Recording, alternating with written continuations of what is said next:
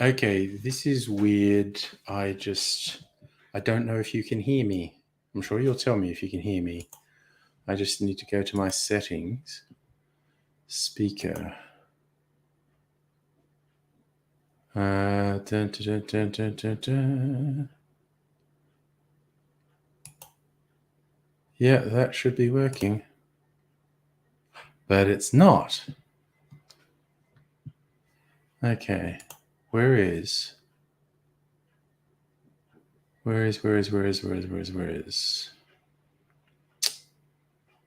volume? That's really fucking weird. Is this work? I think microphone's working. Well, okay. It's just I'm not hearing sound from my laptop, so that's fucking new. But then again, I don't really need to, so we'll move on. We'll move on from my immediate confusion. Did you hear the theme music? Because I didn't hear the theme music. I know it's making you hear dead people too. Noise. I can hear dead people too. They're very quiet.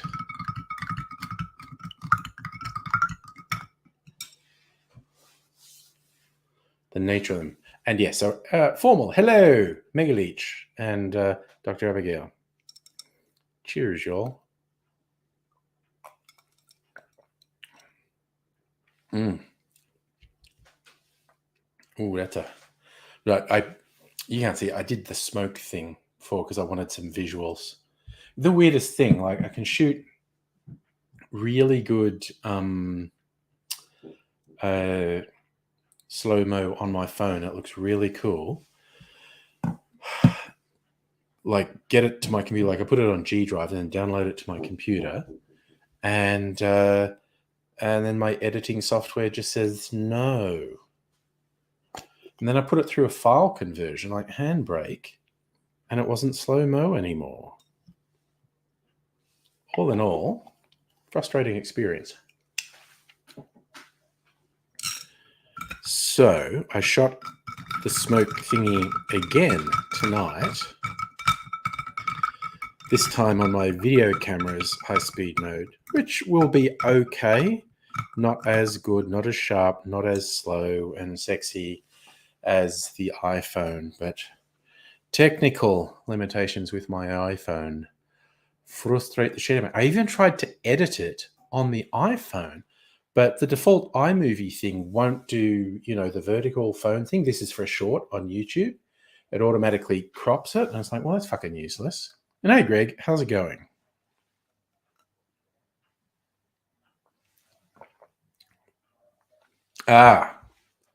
Dr. Abigail, a tip on eating pie without spilling sauce all over yourself. Unfortunately, I am the wrong person to ask on that front. I don't think I'm very good at that. So I'm just going to look something at the El Presidente.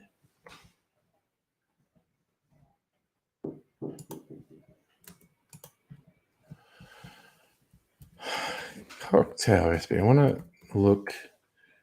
One of those recipes that is different on a couple different. No, I don't want pictures. I want. Oh wait, what's that? Okay, so they say just bong vermouth. Okay. Well, this is good. People doing different recipes. Rum, bong vermouth, triple sec. It's fun. Everyone has a slightly different idea of what it should be. Blanc vermouth. Okay. Now I'm going to Fucking improvise, I guess. Jude, I guess that is a basic one. Hold the plate closer to your face. So be really undignified. Don't eat at a distance. Like stick it up in your face and shovel it in. That looks classy, I think.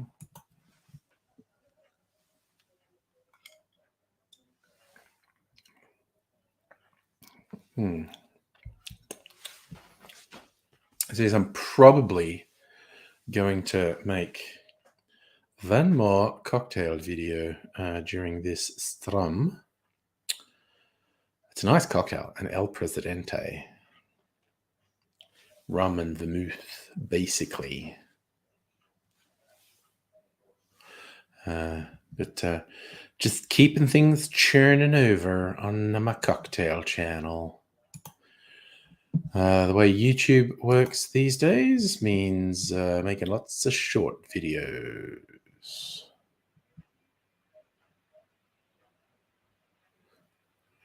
Okie dokie.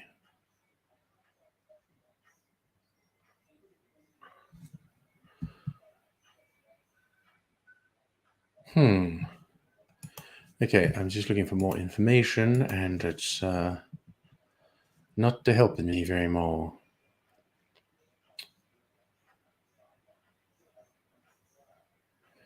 Fun. Plane crashes in the core.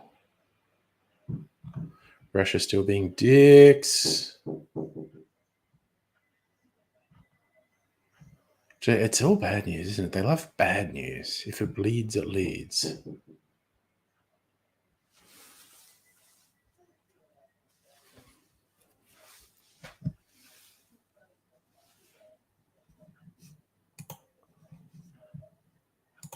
It's the world we live in, I guess. Dr. Abigail, if you want to show us, I mean, you know, that's borderline OnlyFans messy pie eating. I think there's a name for it, actually. But yeah, if you want to share messy pie eating, you can do that.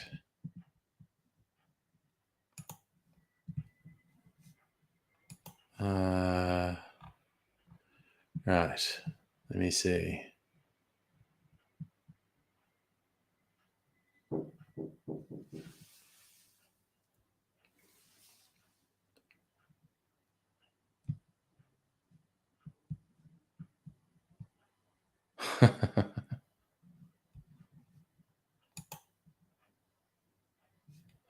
There you go. Wes and Metty. See, Wes and Metty. What? Oof. Wet and messy. Yes. Cake sitting. Yes. I was familiar with cake sitting. I knew there was. Some people call it sploshing, don't they? Sploshing.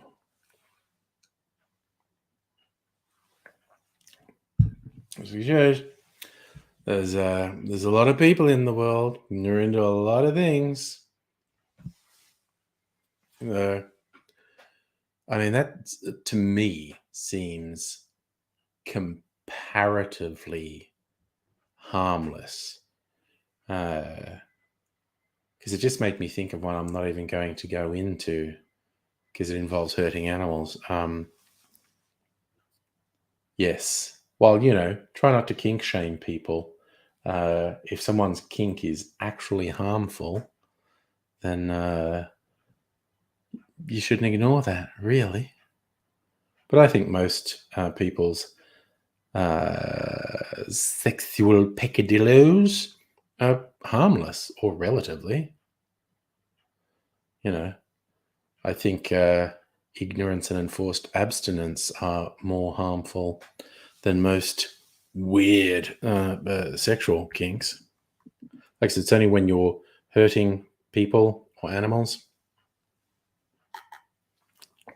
when you're doing something dangerous, that you know, you want to pull someone up and go, maybe not, maybe don't do that, maybe don't do that.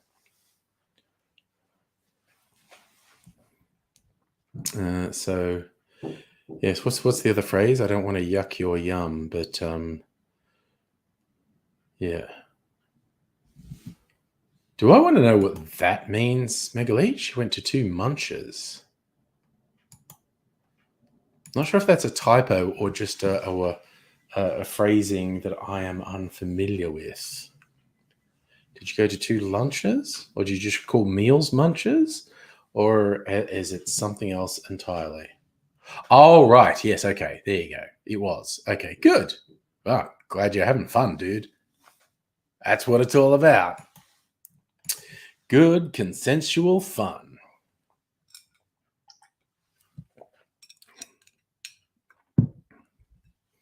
And yeah, an absolute genuine belief of mine is, kink shaming is more dangerous than the overwhelming majority of kinks. There's certainly some stuff that people do under the name of kink that's like, no, fuck off. Not that. No, what is wrong with you? Fuck you. So a meeting lunch is a munch. There we go. It was phrasing that I hadn't heard before. That is literally the first time I've heard that one. So it's, what do we call that? Idiom. It's new idiom to me. And those were your first outings. Well, there you go. And language. It's a wonderful thing. It's constantly changing and adapting. And it's like Dr. Abigail was going to come on. Oh, you are? No, there's no picture. Are you there? Can you hear me? I can hear you, yes. Can't see you. Oh, And fuck's sake. whoever Synthetic Soldier is, I don't know who you are, and you don't have a camera on. So both those things, you don't get to come on the stream.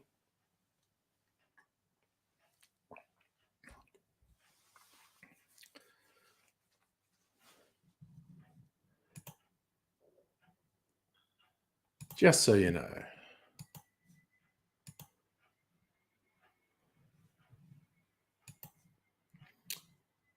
Smiglitch. A munch. Drive from Burger Munch. Casual social gathering. Ah, there you go. It's actually that specific. Yes. It could have been a pie incident, Jew. It absolutely could have been a pie incident or a sauce incident. Crafty killer alien robot. Okay, synthetic soldier is you. Well, it's still the same deal. If you've not been sort of regular on the stream, you have to have your camera on. All right, so here we are. Pie time. Okay. So I've consumed 1 pie. Yes. And I'm sitting at my desk, and my desk has no space on it at all. Let me demonstrate. And I tried to demonstrate before, but I've got like... Oh, you've been painting. Yeah. And I've been painting, and I've got literally no space. Yes. And that's why my camera is askew, because I had stuff here on, and because I was streaming as well. Fair call. So you're juggling a bit. So my issue is I'm eating not with knife and fork, but with hand. And normally I would eat a pie that is hot with 2 hands. Yes. But if I'm going to hold a plate like this close to my face, then I'm eating with 1 hand, and I'm just going to spread the sauce. Sauce. Gaz Regan style. Yes, with the finger. Jude, as a pie, this is meat pie. Something that is extremely uncommon in the US and extremely common in Australia. This is a 4 and 20 meat-free meat pie. So this is a vegetarian pie. Like textured vegetable protein in there or something. It's got like mushroom and TVP and yeah, it's meat-free. Yeah, okay. Dude, pork pie is its own thing. When Australians say meat pie, what they mean something is in pastry case and the innards will. The most common is minced beef, ground beef, and gravy. So that's what Dr. Abigail has is vegetables and gravy. It looks like that. Yeah. So whereas anyway, I get to this dilemma where I'm eating it and it's just spilling everywhere. Yeah, I think you're just stuck with sitting there with the plate under your face. I think there is no elegant suggestion to it. Oh, yes. Now, actually, normally, yes, it is very similar to a pot pie. Yes. I would be eating this in 2 pieces of buttered bread. Yeah. So, oh, God, I think you've done that when I've been around you. Put a pie. And I think a meat pie sandwich. I think Aidsy did that as well, make a pie sandwich. I think I feel like one or both of you talked me into trying it, and it's not bad. And I mean, recently, like in the last year. Yeah, okay, Mega Leech is on the pie sandwich train. Yep. Now, what I used to do is, before placing the pie into the sandwich, cut open the top, put the tomato sauce into the meat and gravy. Yeah. Mix it around, put the top back on, into the sandwich, eat as a sandwich. But now I'm just a bit lazy. Look how classy Mega Leech is. Puts in a slice of cheese and curry sauce. That's just extra. I know. Mega Leech is extra. Yeah. So, Jude, I think a pot pie is actually made with a pot and just a pastry topping, whereas the Australian meat pie is fully encased pastry encasement that, as Abigail's doing there, you can hold. So, okay, Synthetic Soldier wants to say hi. You're obviously being a little bit shy. There you are. Hi. Hello. That's okay. Oh. You wanted to say hi? Definitely say hi. We love it. Pretty late over here, and I mean, I realized ideally should be in bed, but I'm like, fuck it, I want to stay up. Yeah. So, well, same as Jude's in Las Vegas, so you're not the only North American choosing to stay up really late. My country is pretty freaking terrible. You're feeling the stress. It sounds like you're feeling the stress. We should rename this country to Abysmal Land. Where do you live? California. Okay. So, at least California's not too bad. Yeah, but we still have a mountain of problems. Yep.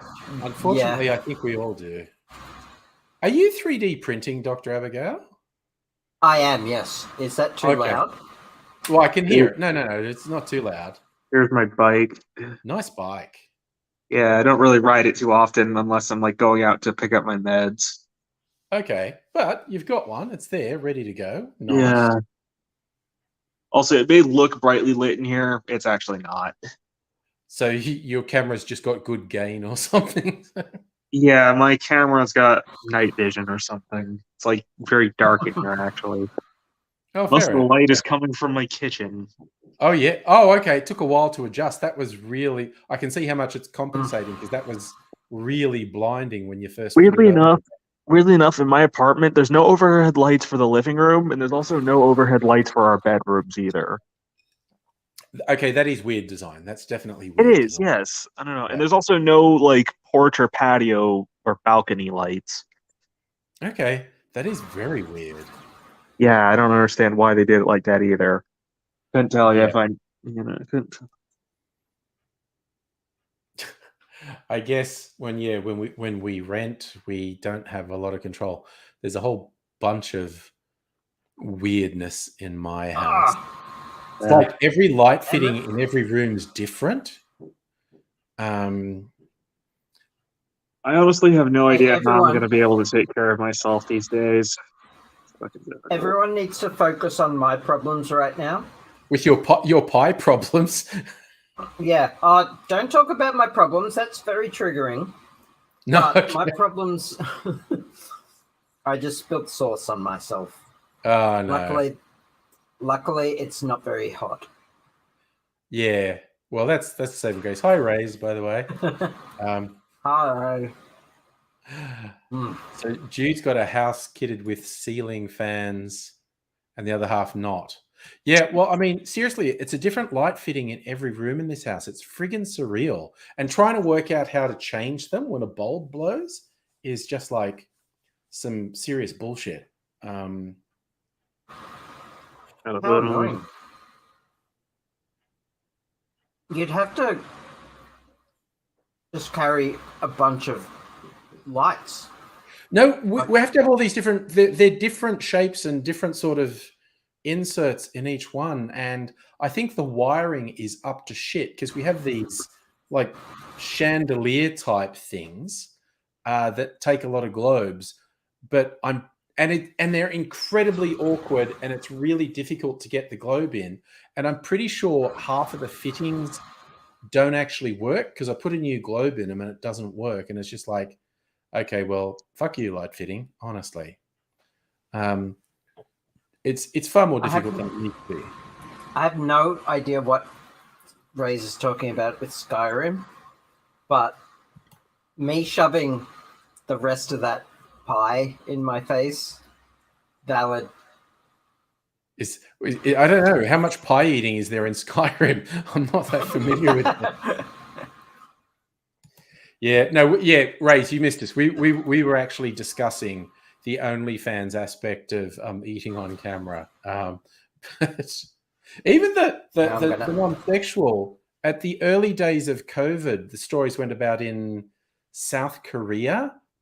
It became really popular to watch people eating because I think a lot of the people in South Korea felt very isolated. Mukbang, yeah. And yeah, hey, speaking of like being up at night, I remember, what was it? I remember one time a friend of mine, like early in the morning, told me, got zero sleep, now I'm up at 7 a.m. playing Payday 2 in a maid dress. What has my life become? Oh, sounds like they're living life. This is how I make my money. Taking photos of my feet for OnlyFans. Oh yeah, feet. I found my niche. Yeah. No, in the early days of YouTube, when I actually had a lot of people watching me, I had people wanting me to post feet videos. So speaking of feet, foot, okay, how about instead I should post videos. I should post videos of me playing Bumblebee Peg. Yeah, I mean, look, there's something for everyone. You know what Bumblebee Peg is, right? I've heard of Bumblebee Peg. Is that the thing with the knife, or? Well, no, that's okay. That's the knife game, the stab between the fingers game. It goes by a number of names, but Bumblebee Peg is the game where you throw a knife. Like you're supposed to throw a knife as close to your feet as possible. I knew it was a knife something. Yeah. Right, and if you throw it directly, if the knife lands like directly in your feet, then you win. Then you instantly win. But like, whoever has the knife closest to their feet wins, and they also have to they have to use their teeth to pull it out of the ground. Okay, you sound like you've had some wild nights. Is all I'm saying. So that just sounds like play stupid games, win stupid prizes. Yeah. And funny story, I was, how old was I? I'm gonna say 8 or 9, estimate. Yeah. I saw my completely sober parents playing this game of throwing the knife between the feet. Yeah. And I just thought, why? and like that's gonna end really badly for one person because they played it in a way that you had to move your feet closer. Like the knife lands, you have to move your feet closer. Yeah. And I just like looked at them, shook my head, and walked into the house. Next thing you know, I saw my dad walking into the house with a knife sticking in his foot. Oh my god! Through the shoe. Yeah. Holy shit. Yeah. Through the fucking shoe in his my foot. God. So that's how that turned out. Yeah, well, inevitable, really. Mm-hmm. Yeah. Maybe I can play the knife game with a pen. No, okay, no, not in my encouragement. I refuse. Oh God. I can't do it, right? Giving me flashbacks to the movie Aliens with Lance Henriksen's android, where he did it really fast. And, I can't do it all that. No. Actually, Well, no, I'm doing it with a pen. Yeah, do it with a pen. He's doing it with the pen, so... Yeah, I'm not doing it with an actual knife. Yeah. Trying to think of the Marines in Aliens. I'm thinking. Yeah, well, it was a member of the crew, Bishop, which is actually one of the game's nicknames. All right. Okay. So the list of names the game goes by, the knife game goes by, it can be called.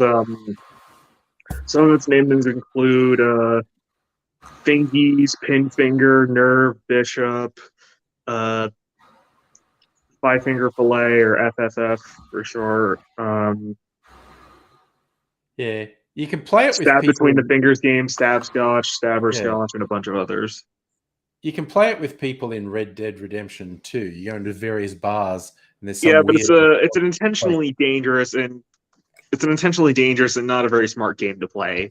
No, it's not all that smart. I love Razor's Take. Your parents produced you. I mean, I've heard about their drunken choices. I've heard about people playing the game with heroin syringes. Oh my God. That just sounds like a stupid idea because you damaged the syringe really badly while you were doing it. Yeah. So, while also giving yourself Hep C. Yeah, no, that just sounds dumber than doing it with and I don't just mean from the heroin. I just mean from the damaged syringe and make it all blunt and it's not the syringe itself that's the problem. It's the hypodermic needle attached to it. Oh, just like to touch. And it's the needle on the syringe that's the problem. Okay, I always get the terminology mixed up. The syringe is just the squeezy bit. Yeah, the needle's the part that goes on it that stabs into the skin. Yeah. Okay. Yeah. There you go. It's called the hypodermic needle. Yeah, I was getting the terminology wrong. If you look at a hypodermic needle under a microscope or under possibly even a magnifying glass, it's got a very tiny blade on it. Yes. Do you know they actually have nano needles they can actually pierce cells with? Yeah, I've seen it. I've seen those. Yeah. I've had those for decades. Yeah, that's wild. I literally only found it from a book. I was going to say a book I read. Well, there's also micro stitch. There's also like micro stitches where you can stitch up cells with them too. I've heard of that. It's just like they're trying to break new ground with nanotechnology. What weird micro shit can they actually do? But yeah, no, it came up in the recent audiobook I was listening to by the guy who's famous for The Martian. I've read that anthrax. I've read that anthrax is nature's perfect bioweapon. I don't know about perfect, but nature's got heaps of them. Like rabies is fucked because you can be infected with rabies and not know it. And time down the track, days, weeks, months down the track, it gets into your nervous system. Yeah, you know what I was thinking? All over. Okay, so you know how bats can carry rabies? Yes. You ever wonder what would happen if Batman got bitten by one of his own bats and he caught rabies? Yeah.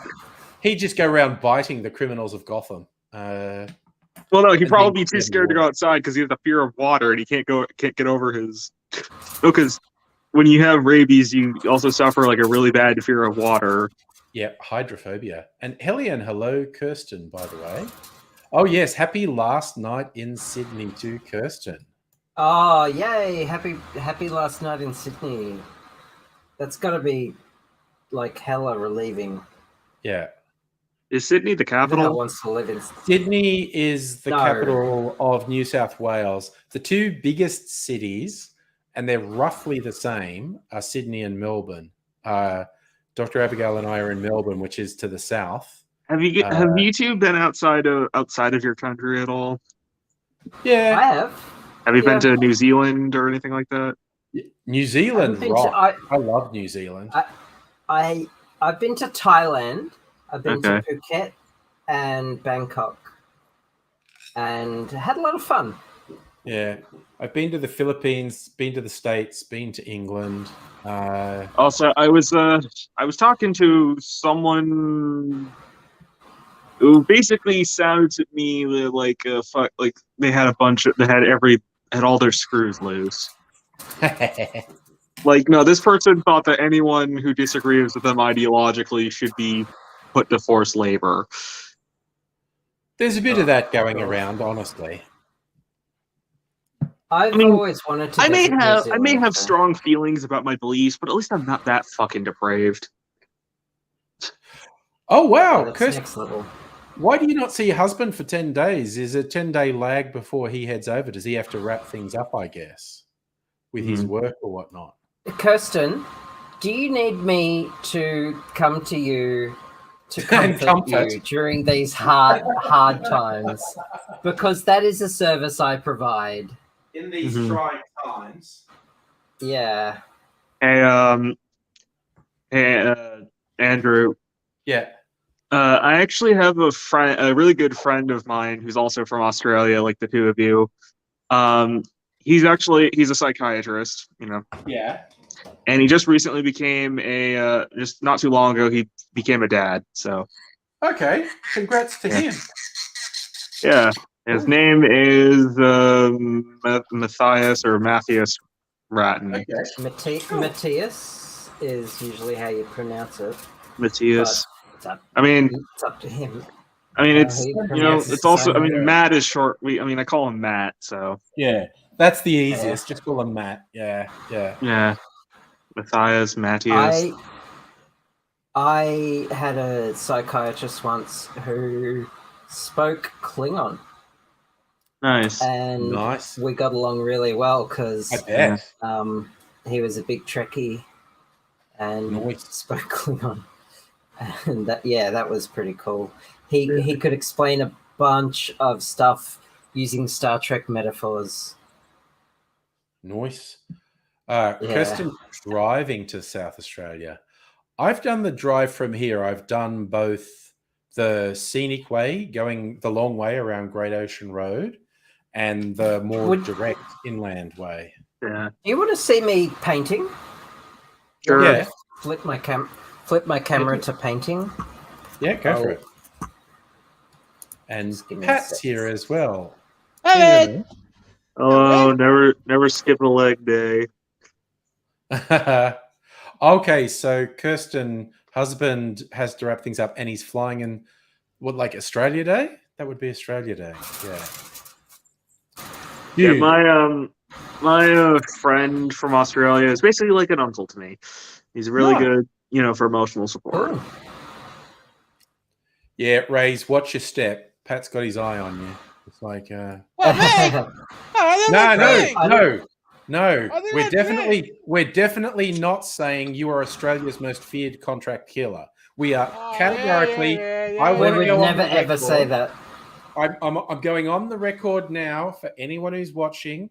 I am asserting Pat is definitely not Australia's most feared contract killer. That's not it. Okay. The smiling assassin, definitely no relation to yourself, Pat. I just feel like it's mildly comforting that the last thing some people see is that smiling cherubic face. They think, oh, he seems nice, and that's the last thought they ever have. And Dr. Abigail, what are you painting? These are pieces of a 3D printed Settlers of Catan set that I'm making. Oh, it's like a mini. So it's like one of those miniatures games, right? Or no, it's a board game. Yeah, I know it's a board game, but isn't it German? It's a Euro game, but it's the most popular Euro game. Yeah, let me see. Yeah, okay. It looks like the Google results say it's a German game. Okay, so yeah, but I've 3D printed some of the pieces, and I'm continuing to 3D print the rest. I just remembered something over here. I've got some of the number pieces that I've 3D printed. Oh, nice. And like here's another one. And these are magnetic, so they stick. They'll stick together. And eventually, I'm going to have a game night, and we're going to play Settlers of Catan with my 3D printed set.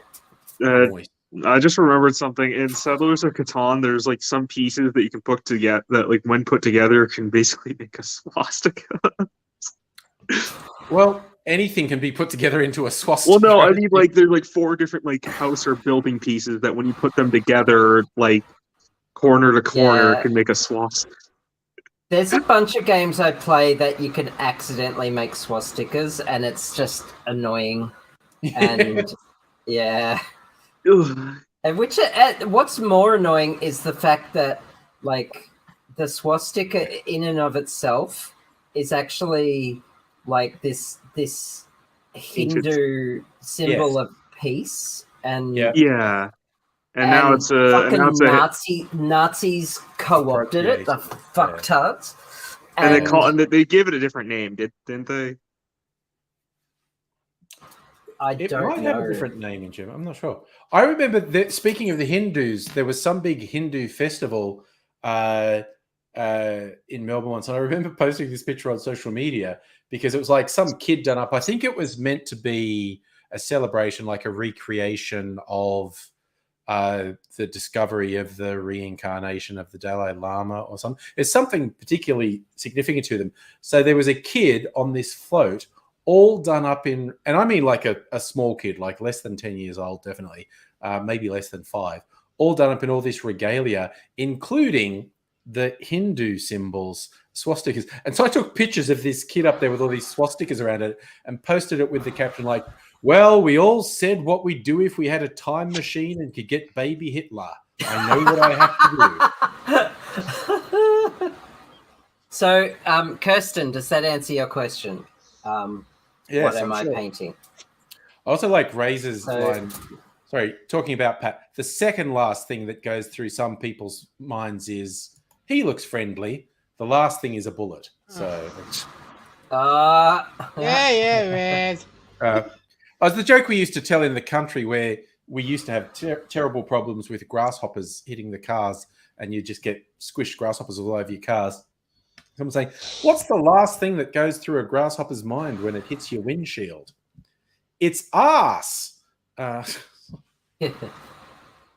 So but I was like, also earlier when how I mentioned I was talking about, like, I was talking to a person who had like every screw loose. Yeah. Oh yes. But this person thinks like only their ideas are good and no one else's ideas are even close to as good as theirs. Yeah. And look, like this person's like, I don't know, trying really hard to like I can't imagine being that fucking like deranged. Yeah. People like that are basically they're edgelords in the way that a pizza cutter is an edgelord. They're all edge and absolutely no point. Well, this person is a moderator on the Second Thought Discord server. Oh my god. Well, yeah, people who get too into that, you don't want to. But I mean, we all think everyone else is wrong and we're right. By definition, if we disagree with someone, we think we're right and they're wrong. But you're right. So when someone gets incredibly aggressive about it, should I just like ask that person out of context, has your father come back home to buy the milk yet? How many years ago did he go out for cigarettes? And I was just like, oh, Rays, not engaging with them. That's your superpower on the internet when you get these. Or maybe you should just like say backhanded compliments. Just to... Debate me, females. Oh no, Pat's come back. No. This person, she was like really fucking just like she was causing me to have heart palpitations with the shit she was saying. Yeah, there's people like that, man. But no, she was saying things like anarchists need to be fucking put in labor camps, and I'm like, no, we're gonna fucking eat you if you do that. We're gonna eat your liver, your kidneys, everything. So what is this Discord all about? Okay, this was the patron. This was like a exclusive, private, patrons only Discord server for Second Thought. It wasn't it's not the server itself that's problematic. There's a lot of good people on there with good ideas. It's just that this one person who happens to be a moderator, like, seems to be like left unaccountable. There's a lot of the people who work their way. No, but like, she believes that fucking Machno is a rapist. Yeah, and by that logic, I guess I could make up any lie per second. Yeah. It's kind of like the most prolific editors on Wikipedia. And like, I'm not the only one in the server who's like having problems with her. Like, a bunch of people are like trying to gather up a bunch of evidence of her being like openly and proudly toxic to the point where, I mean, hell, we could. I mean, eventually, at some point, it could become so like overwhelming to the point where this person's getting booted off at some point. Hopefully. Mm-hmm. It can be very hard to reach people like that. Again, the little bit of power that goes to people's heads, being a moderator on a message board or a Discord, or yeah. I mean, I could probably just tell them that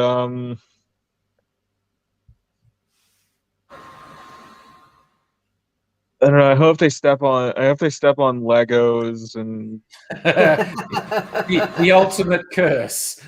I hope they land. No, I hope they. No, like, you know how there's fire walking. No, they should walk on a pathway of Legos. Hot coals. No, but these are just sharp, like extra sharpened Legos. Rays. I think you might be confusing anarchists with libertarians. Anarchists believe. Anarchists definitely believe in laws. Anarchists basically believe in heavily minimized, directly democratic government that's heavily decentralized, although not always completely. Yeah. Anarchists are still big on organization. There are some, however, like, I don't know. Thing is, every leftist ideology has its strengths and weaknesses, and I mean, personally, I think we just need everything. We just need to, work together, combine everything together. I think, no body and no ideology is perfect, and we do need that constant tension, the push and pull of someone saying, "No, we need more of that," or "No, we need more of that." And also, I mean, a lot of what we've been taught about, like Marxism, Leninism, isn't exactly true. I mean, it's not completely without flaws by any means either, but no, absolutely not. It's not. I mean, but the thing is, they're not as crazy as many people would tell you they are. I mean, just like, anarchists are not as crazy as you're taught to think they are either. Yeah, it's kind of like the people who called themselves in libertarian, and I'll actually, they're not libertarians. They're proprietarians or proprietarians. Yeah, I'll limit this to what I saw online of Americans in the 90s. People who called themselves Americans who called themselves libertarians were broadly pretty good. They were honest and consistent and whatnot. But people on the internet today who call themselves libertarians, 90% of them are absolutely dishonest, authoritarian gits. And a lot of them also is, no laws apply to me, but I can control anyone I don't like. A lot of them also default to fascism too. Like, they actually think fascism's more praiseworthy than communism of any sort, or socialism, if anything. Yeah. No, but they think government is only good if it supports the interests of wealth. Like, the problem is, libertarians don't seem to realize corporations are not people; they are oligarchs. Yeah. Capitalism inherently. Sorry, Kirsten asking for podcast recommendations. Well, I always recommend the same ones. Things like. I mean, the deprogram is not too bad. But depends what you want, I think. What your particular, was the popular podcast form Truth Crime. I don't do that at all. I had some really funny ideas for like names of podcasts and bands and all that. I love saying that when someone comes up with a good phrase, my response is always, "That's the name of my new heavy metal band." Someone posted this thing that was apparently published in some magazine in the late 1800s. It was like, the best gorilla joke of the year. And someone says to a zookeeper, "Did you hear about the gorilla who escaped?" And the zookeeper says, "No, I didn't." And the gorilla says, "That's because I'm a very quiet gorilla." And the final thing is in brackets, "muffled sounds of gorilla violence." And I thought, yes, that's an excellent name for a heavy metal band. Muffled sounds of gorilla violence. Also, fun fact, did you know that police are actually the ones almost always being violent first, not protesters? Yeah, of course. Yeah. Usually protesters are the ones trying to be nice, and police are the ones being the assholes first. Yeah, I mean, that's like locally, and it's a much lesser issue here than it is in the US. But okay, so our state premier, Daniel Andrews, is reasonably progressive. I have described my personal view of him is he passes the very low bar of being the best elected political leader in Australia. But I am not in any sort of worship cult of him. I won't hesitate to say what's wrong with him. Namely, he's never met he's never met a cop he doesn't like. He's never met a restrictive regulation he doesn't like, and he always backs the cops. Like when the cops violently assault non-violent protesters, he backs them the whole way. Okay, so Kirsten, that person deserves to have a jar of piss thrown at him. Yeah. He also tried to bring in the same legislation they did in New South Wales to outlaw protesting.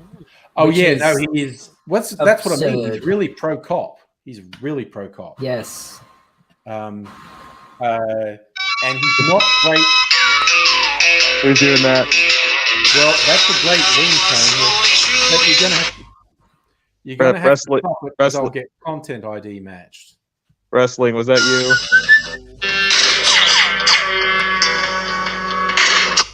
So, that Pat? Is that you making the sounds, Pat? Yeah. Yeah. Match, man. This is like.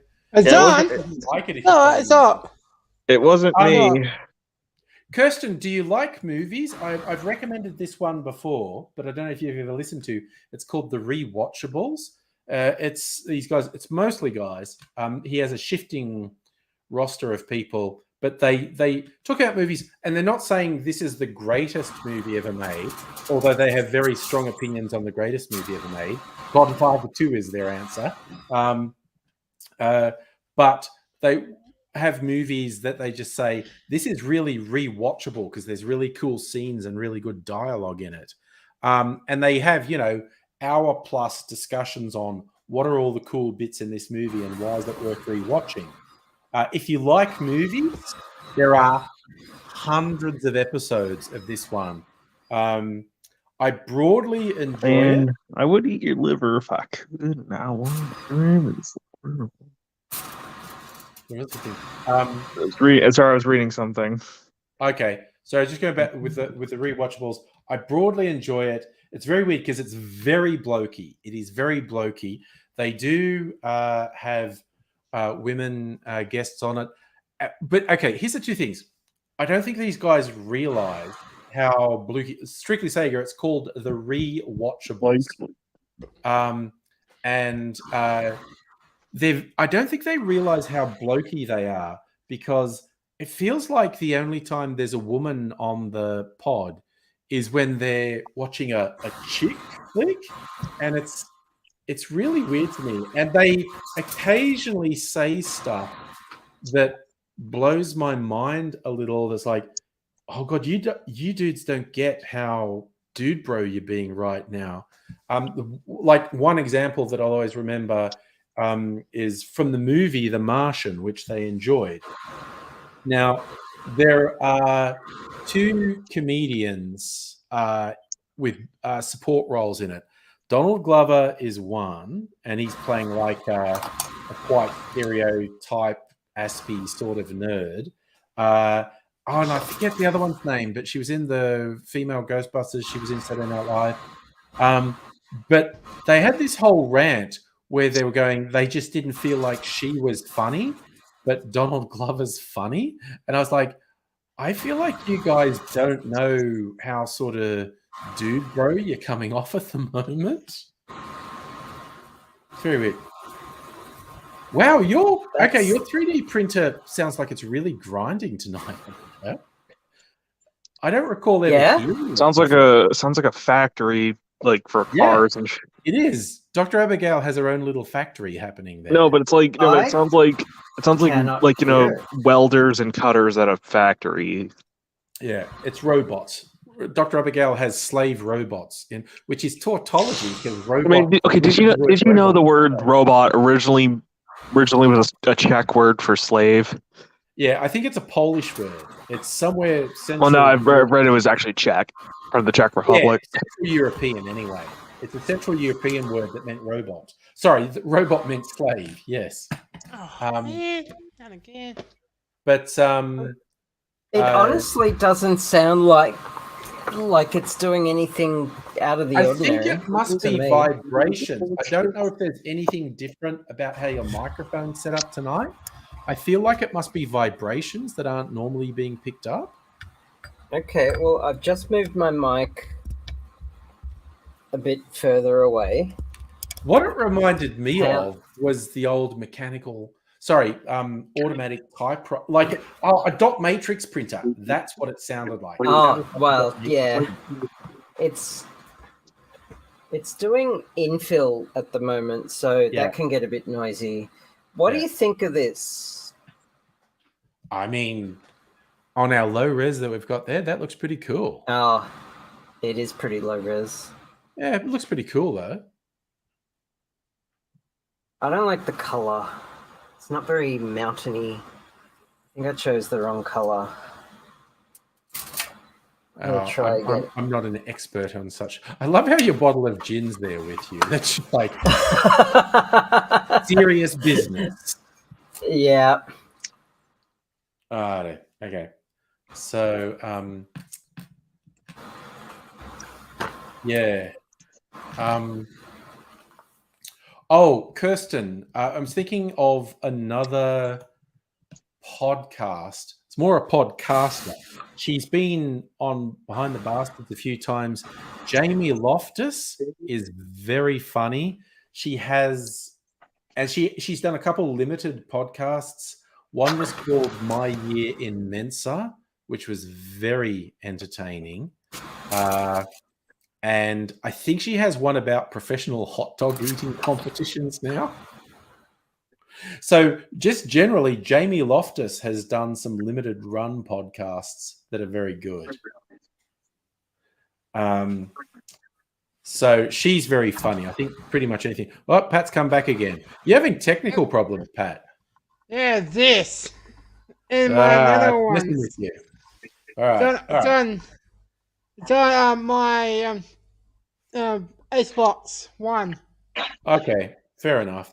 So if I actually look at my podcast, what's in my library?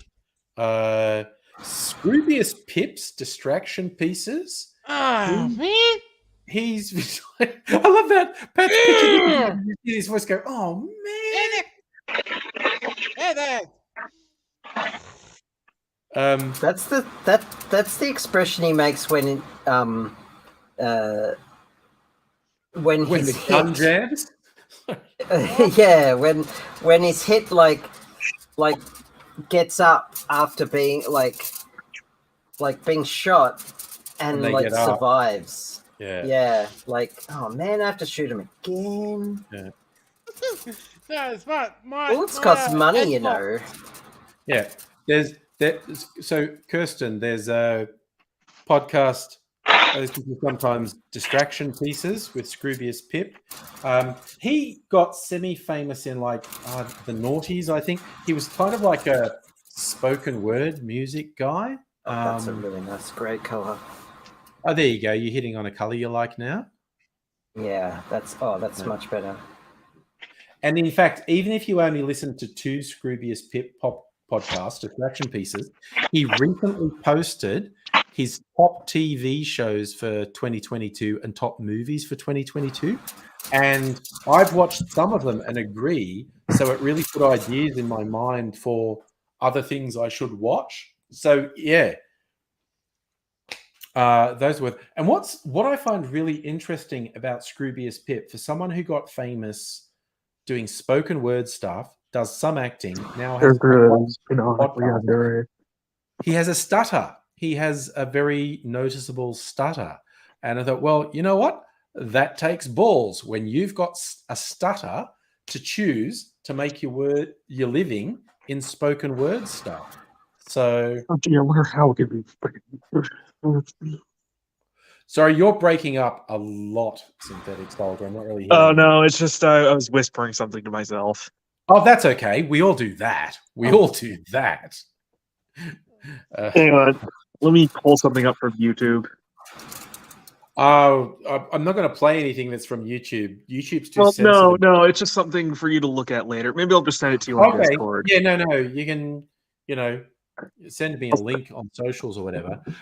Yes, Megaleech, you're right. Joe Biden had a pronounced stutter when he was growing up that he doesn't really have anymore. But you listen to Scroobius podcast, he has a quite noticeable stutter, which is it. Fucking takes balls to make your living on spoken word stuff when you have a stutter.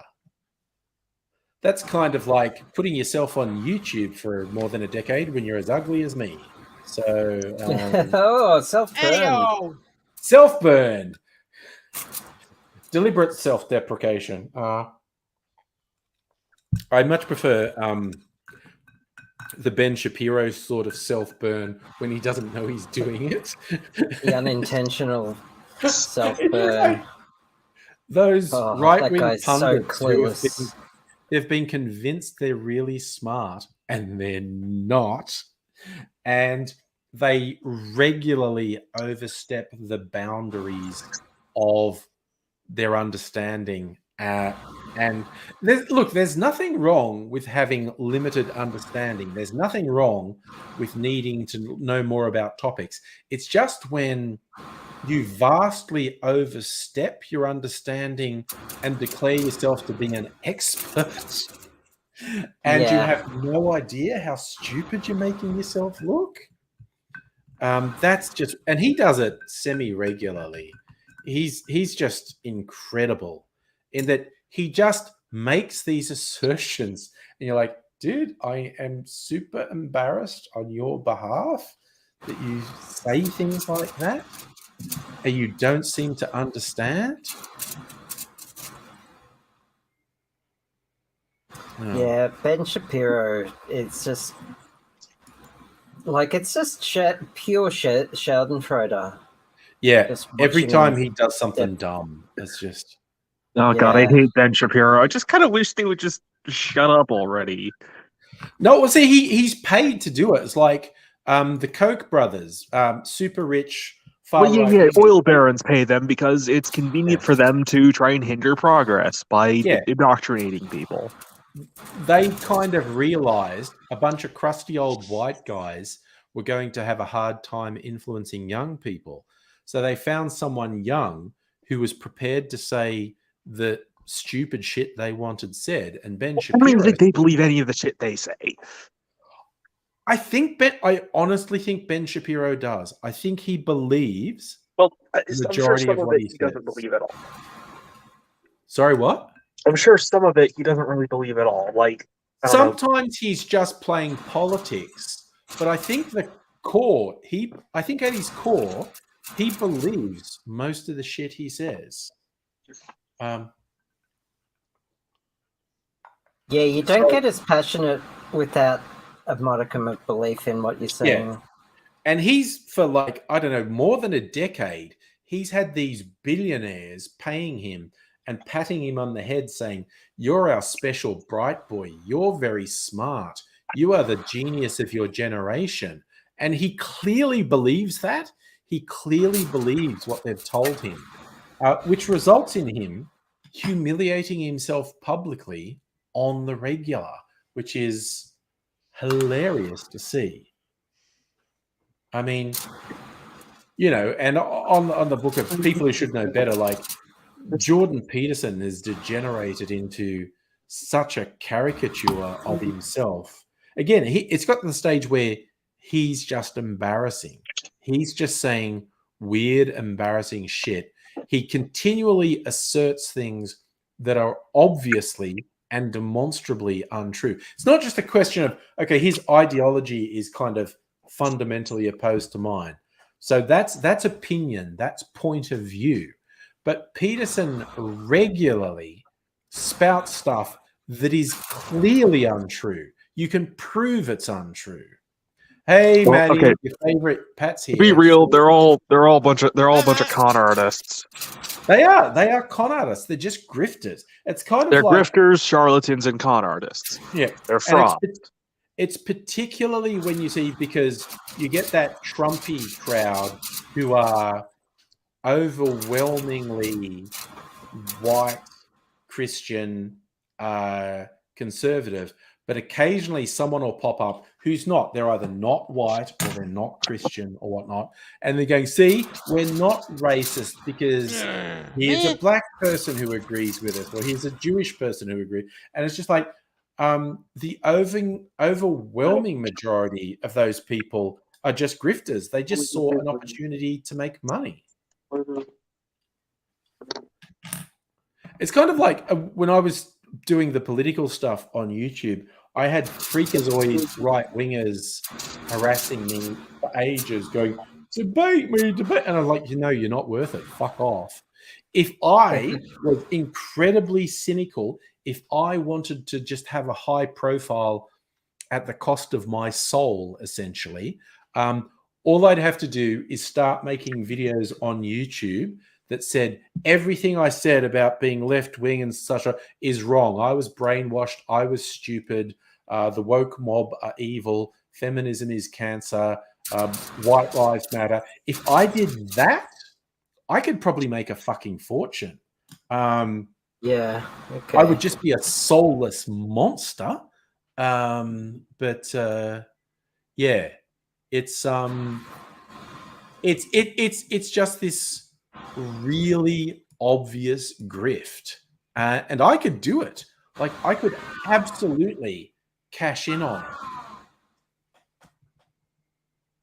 it. Well, I'm glad you didn't. No, because I have to face myself in the mirror, for fuck's sake. And again, you get all these people, and it's not limited to America, but you do mostly see it here. I mean, the worst Australian example I can think of is Avi Yemeni, who's Jewish, but who associates with Nazis. And I mean Mein Kampf reading, Hitler praising, swastika tattoo bearing Nazis. He's, been totally fucking cut off by his family, as I understand it. But speaking of Nazis, do y'all hear me? Yeah. Okay, so like I was thinking of making one of those. That the meme template where it's a guy looking at two buttons and he doesn't know which one to press and he's like sweating. Mopping the I had an idea for one for like the longest time where he's looking at two buttons and one says the Holocaust never happened and then the other one says 6 million wasn't enough. Yes. You see what I'm going for here? Yes. No, you are spot on. That's the internet Nazis. Yes. Fucking either it didn't happen or it was good, but it wasn't enough. Like, which one is it? Yeah. No, you are. They absolutely do that. You are spot on. Like you can't have both. The two ideas completely contradict each other. Yeah. No, they. I guess it's a Schrodinger. I call it Schrodinger's Holocaust. Either it never happened or it did happen. Yeah. I don't know who first came up with it, but Schrodinger's law. there's one, you can call it Schrodinger's edgelord or whatever. It's a white dude who waits to see how people react to what he said before he says whether or not it was a joke. Schrodinger's joke, yes. Yeah. Says something, and if people react badly, goes, I was joking. I was making fun of people who say that. Sure, buddy. Sure. Yeah. Sure you were. Well, Maddie, okay, why aren't I a fan of Jordan Peterson? My personal high point for Jordan Peterson was when he cried because people didn't love Jesus enough. That was... Yeah. My personal highlight was when he almost killed himself by starving himself to death. Almost died following his own advice was pretty good, honestly. I mean, Jordan Peterson's also the fucking like one of the leads of the freaking no fat movement and shit like that, which is honestly based on a lot of like disputed or unproven science. It's based on weirdos. That's what it's. Well, it's based on ideas that have very little to no bearing or grounding on reality. My biggest problems with Jordan Peterson is he's a liar and a grifter. If he had stuck to his expertise in academia, I guess I probably never would have heard of him. But he has, in the last 5-10 years, gotten deeply immersed in politics. He regularly lies. He does the real cowardly thing. Sorry, have we go? Oh, just like a lot of transphobic hate speech and yeah. Oh, also, another thing I was gonna say was, like people, like a lot of those fucking far right types in the United States, like all those neo Nazis and shit. A lot of them also say either one of two things. I mean, even regular conservatives say this too. Like they say, Antifa are weak, effeminate degenerates, yet they also say they're dangerous, violent thugs. Like, which one is it? Yeah. And it's like with Joe Biden, they say he's crippled by senility, but he's also an evil mastermind who's going to destroy America. God, it's so fucking like, God, you can't win with these people. Like, they don't know how to, like, they don't know how actual logic works. Yeah, it's bad faith arguments. But okay, Maddie, my problems with Jordan Peterson, he's a liar, he's a grifter, he argues in bad faith. He never stands behind what he says. When people point out that what he says is either dumb as shit, incorrect, or downright evil, then he prevaricates and says he never said that when he fucking did. I mean, if you've got the spare time, we were talking about podcasts before. Someone who took quite a bit of time to deconstruct Jordan Peterson's lies. There's a YouTube channel called Some More News, and they came with receipts, as the saying goes. But my basic problems with Jordan Peterson is he's a liar and a grifter. Look, I mean, so is Ben Shapiro, so is Matt Wall, so is Michael Knowles, and a bunch of all those, all those other dumbfounded dipshits. I will say all those other ones you said, far shallower than Jordan Peterson. Far shallower than Jordan Peterson. I mean, the thing about Jordan Peterson is that he actually does have, actual degrees, but he uses that for evil purposes rather than actually using it to, advance, reason and shit like that. Yep. If he uses it degrees in. He is actually, from what I've read, from an accredited university. He is a He is an actual psychologist. It's just his core area of expertise is psychology. And yes, clinical psychology, but he abuses this for his fucking reactionary agenda instead of using it to actually advance like reason and logic or rationale for progressive purposes, like he's supposed to. But he doesn't do it like that. No. And also, he's basically their token academic. Yeah, he basically. It's like he asserts that because of his research into psychology, he's qualified to refute climate science. Like, no, you're fucking Like, not. no, You're that's not how it fucking works. You don't get to be an expert in one field and then claim to be an expert in another, which you have no freaking like any educational background in. Yeah. Yeah. So strictly speaking, that thing about being forced to use pronouns is another one of his lies. It was an absolute grift to get attention from people. Yeah, and then there's also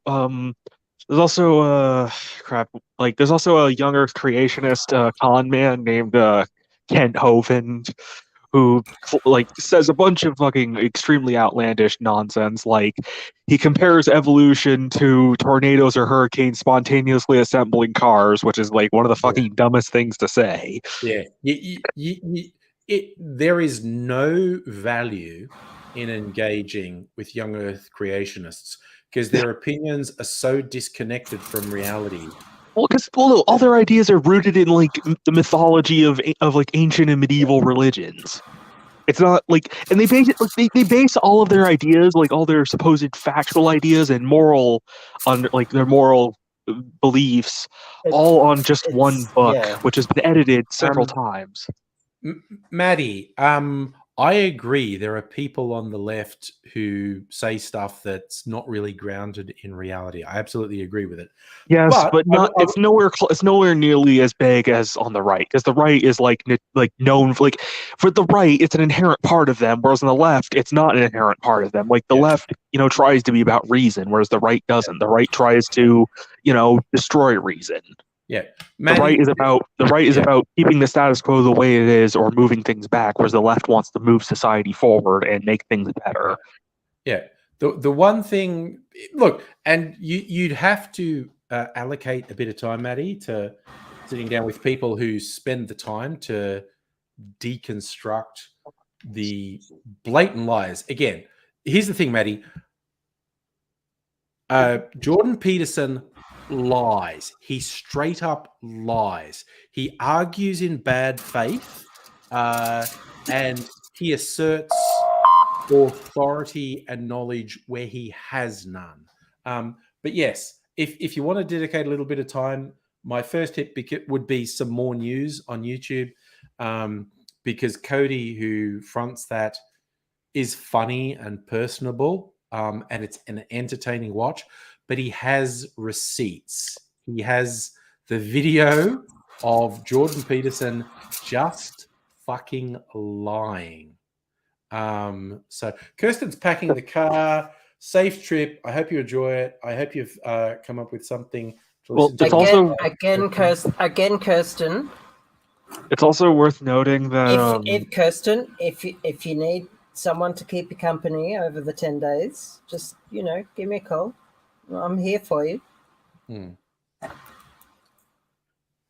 It's also worth noting that like with regards to like misinformation and disinformation and also malinformation, which is less commonly known and heard of than the first two,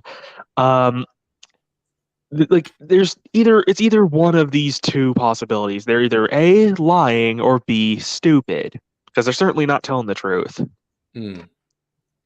Oh, okay. So Safa had a bad day because of storms, and he did send me some photos on Facebook, which I might share. And then I used to have Facebook years ago. In fact, hey, Andrew, we actually used to be friends a while back. We didn't really talk much, but you occasionally commented on my posts.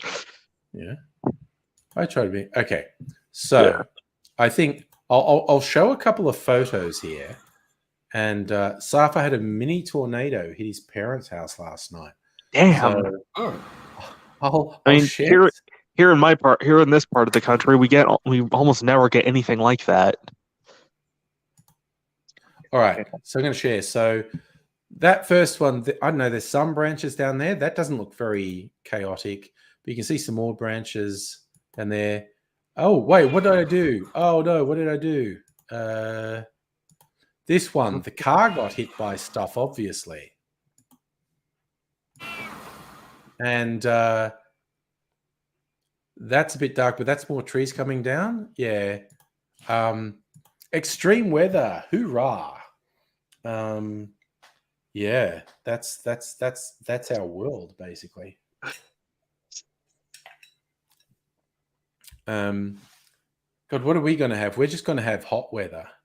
So, Safa, was the broken windscreen on the car, was that like a branch hit it, or were they driving and hail hit it? Because a couple of years ago, my back window on my hatchback got smashed when a tree branch fell on it when I was parked.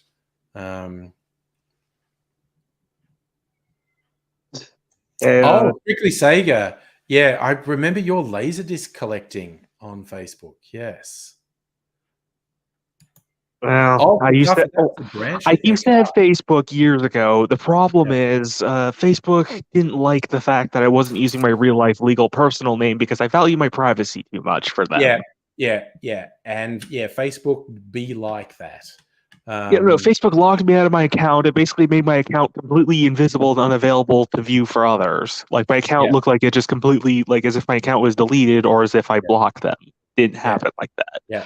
They've been like that since the very early days, which personally I don't agree with. It hasn't been as bad as previously, but I mean, it hasn't been as bad previously as it is now.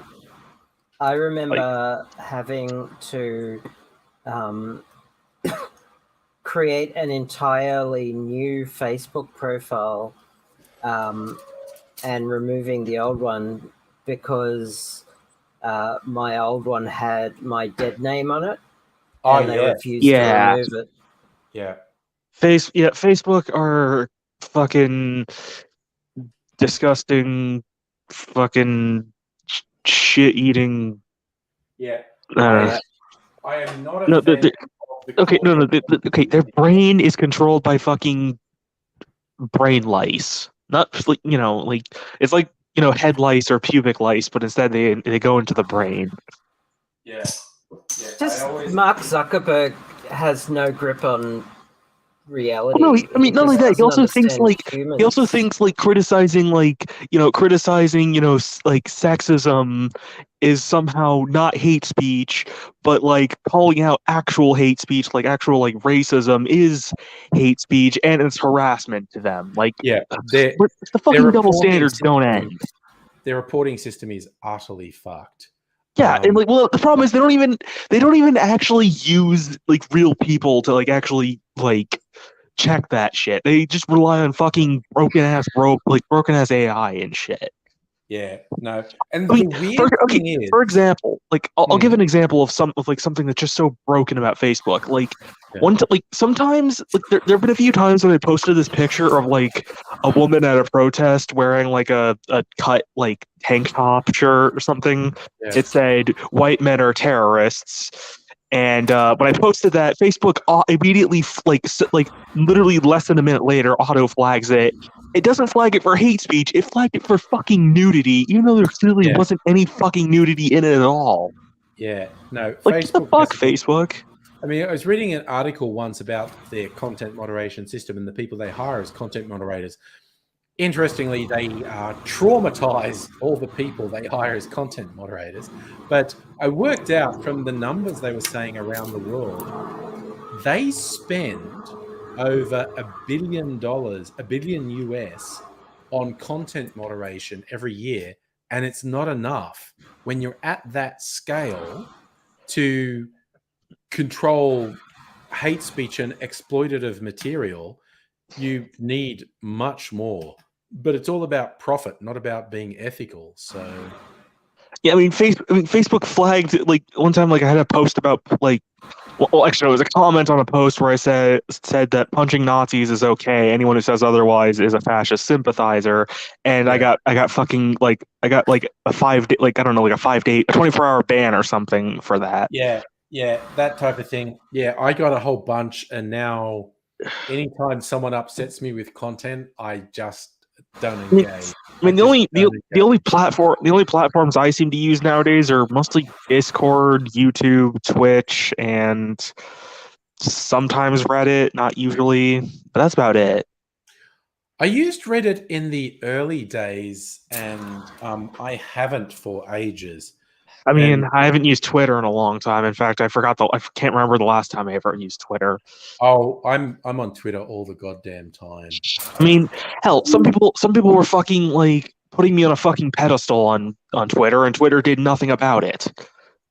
Yeah. Like I was trying to report a post that was basically like, where someone was basically showing like showing screenshots of me calling them out for, being a prick to me on Discord, like, and then like I tried reporting it, and all the other posts connected to it, and Twitter said, "Oh, we know that this is not what you wanted to hear, but like, seriously, Twitter, you think violating someone's fucking privacy is okay? You guys can just go swim in a fucking pool of molten metal for all I fucking care."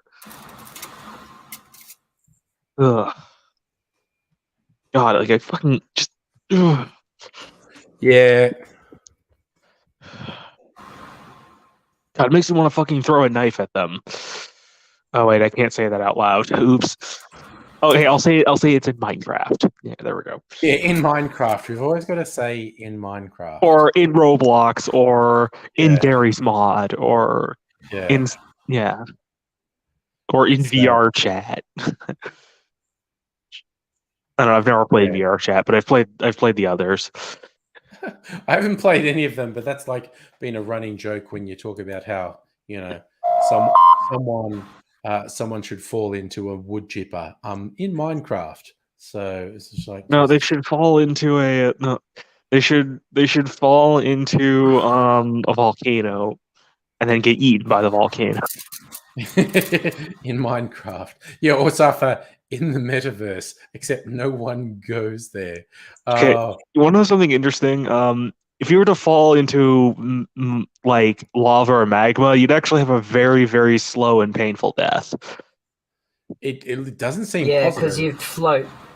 Well, it's not just you would float, but also you'd be like, it's so hot it would cause all the water, all the water in your body to be steaming and boiling, and basically,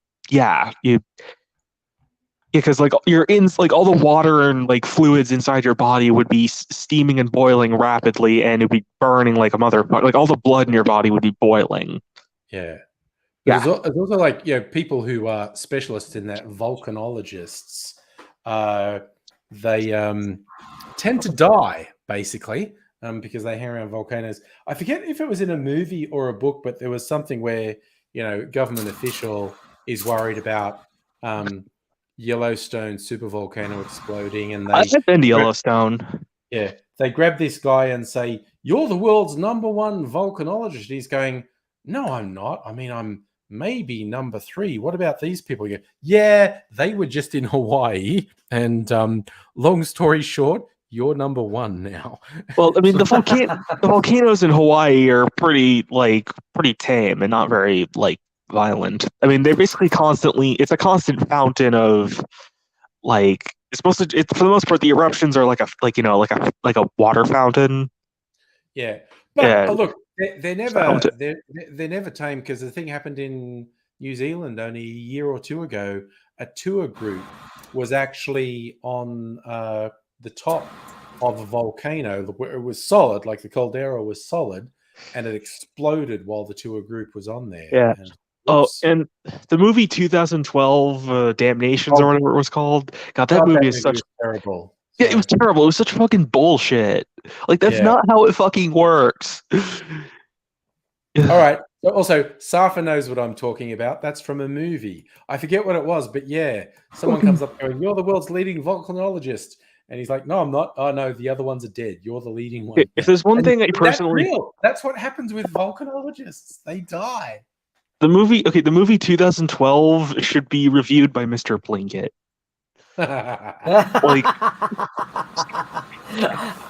You mean they haven't reviewed it yet? No, they haven't. It would be funny. It would be hilarious. That would be so funny. God, there should be more Mr. Plinkett reviews. Nowadays, they're mostly just focusing on Half in the Bag. What else? Best of the Worst, and Review. View. Yeah. Sorry, now you've just popped into my head something that I watch regularly on YouTube. It's video games reviews.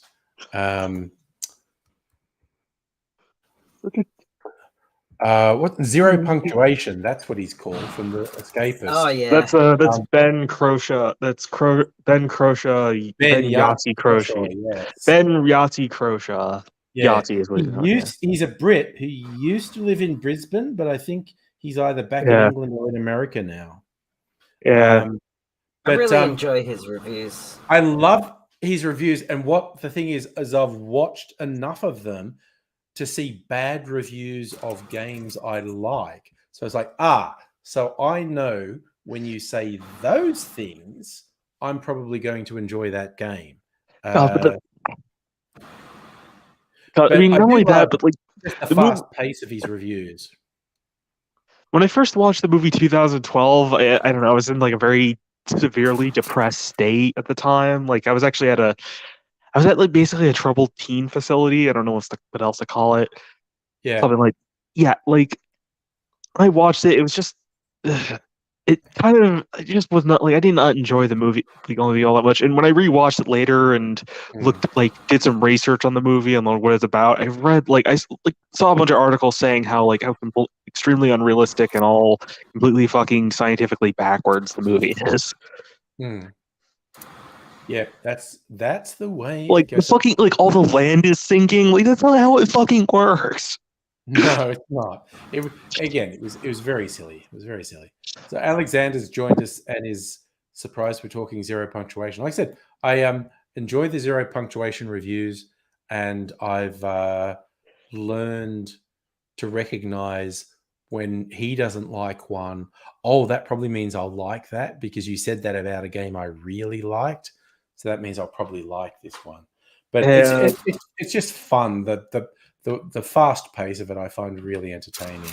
Hey, Angry, did you look in the chat? Which one? The YouTube thing you shared. Yeah. It was nice. You okay? Yeah. She's tired. Sorry, I'm in the kitchen, so occasionally I'm in everyone's way. So that's all good. Don't worry, bro. I have to help by getting some ice. Hey, Dr. Abigail, are you actually a doctor? Have any degree like that? Dr. Abigail is a Scientologist. No, not a Scientologist. A scientician. That's our official word. I'm a scientician. I started a PhD in computer science. I see. But for multiple reasons, including how shitty academia is, I stopped. Yeah. Academia is a depression factory, amongst other things. I mean, to be fair, life itself in the United States as an autistic person is a depression factory. Sorry, meaning I get what you're saying about the US. I don't think it's limited to that, but I get what you're saying. No, I mean, I'm the fact that I am just being born this way, just in a society like this, is just fucking abysmal. Oh, Alexander, I just want to throw in, he makes way more than one bad call, but yes, he called Stray the blandest game. He hated Stray. I love Stray. Yeah, we had that on the stream. Dr. Abigail played Stray on the stream multiple times. I never finished it. We should finish it sometime. But I mean, he hates the open world stuff and the crafting and whatnot. And I get that it can get a bit repetitive. But honestly, that's the only type of game I enjoy. Okay. Has he ever done a Factorio?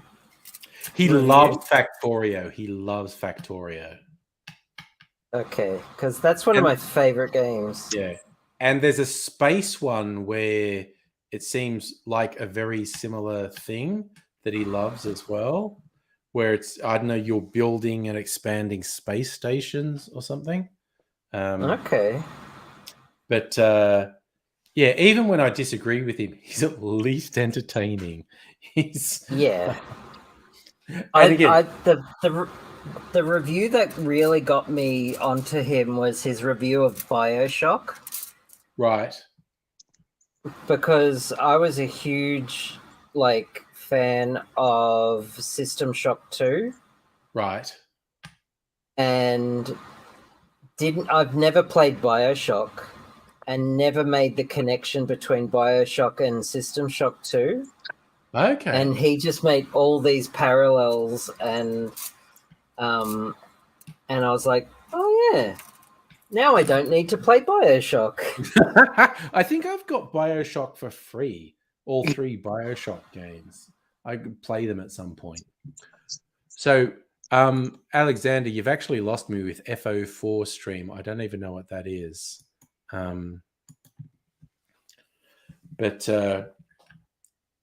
Yeah, the things I've enjoyed most over the last couple of years are, Zelda Breath of the Wild, Red Dead Redemption 2.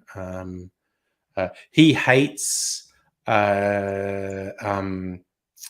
Borderlands, and his criticisms of it have validity, but I just kind of like Borderlands.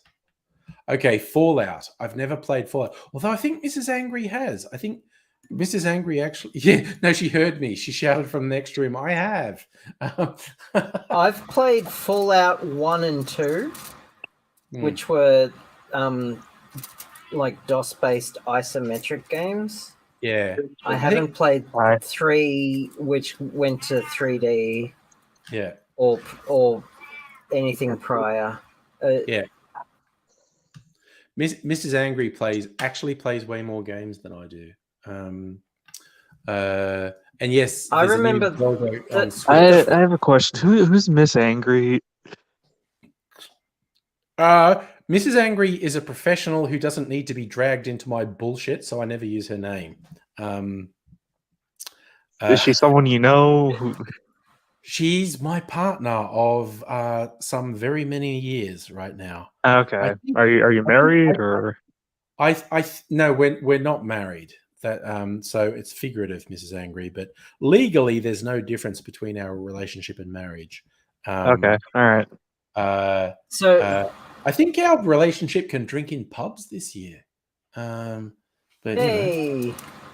I'll take our relationship out for a drink when we hit 18. So So what you're really saying, you haven't made any marriage vows.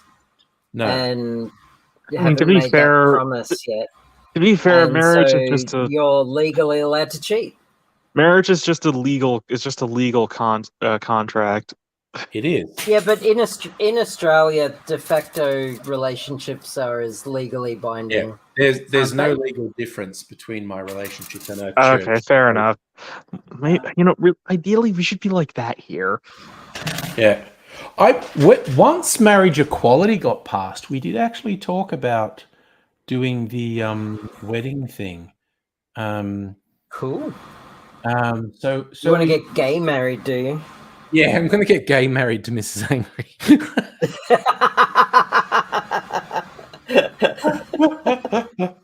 Oh.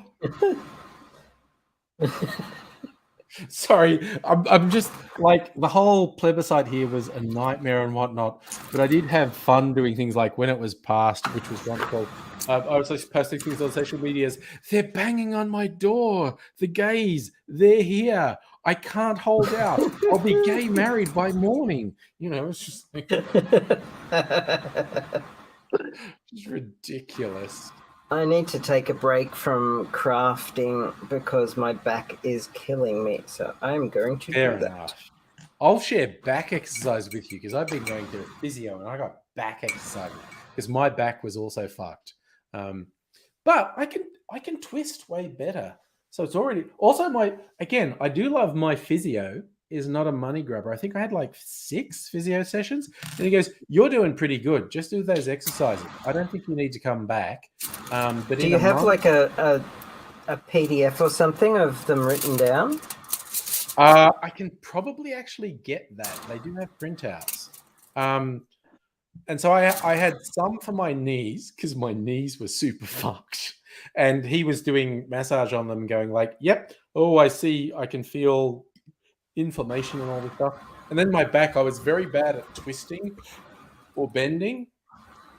And we did some work on that. And he says, look, I already see improvement. You should just keep doing the exercises.